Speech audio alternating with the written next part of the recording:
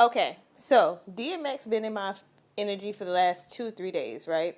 And I don't know really quite what that's about, but he be in it out. But who's been in my energy a lot today that has not in a quite a while is Aaliyah. I don't readily have her in my energy.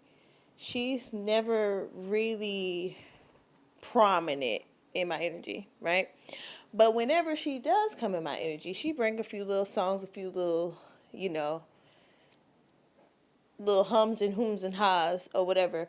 But majorly what's been coming up in my energy when she has popped up in my energy the last few years is her accident. Same thing with Lisa Left Eye Lopez. This woman don't never be in my energy, but when she does come up, it comes up along with Dr. Sabi and along with that accident. So I'm not quite sure what's going on. I personally believe the reasoning for it is because these people have obviously nixed them out and they were very lucrative to their companies, their record companies. And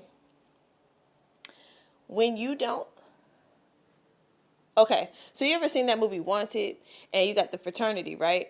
When your name comes up on that little spindle, you can get out of it, but you would have to sacrifice somebody you care about. So let's say suppose the dad who played in the movie, if he would have offered up his son, I think his name was Wesley, if he would have offered up Wesley would have never been recruited to take his dad out. They just would have took the son and that would have been it. But because first of all they faked his name being brought up on the list, he was never brought up. The dude's name, what's the man who slept with his grandchild and we all act like it was all right? Morgan Freeman.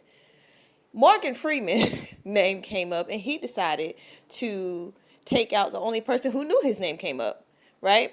But nonetheless, if your name comes up in this situation, you can sacrifice someone else. Let's say suppose you don't. Let's say suppose, I don't know, you get in your car and you go to a remote island so that you can heal your body from an STD that you received because you was a part of some stuff that maybe you didn't want to be a part of, and they put you with a handler, and technically you were your handler's reward, right?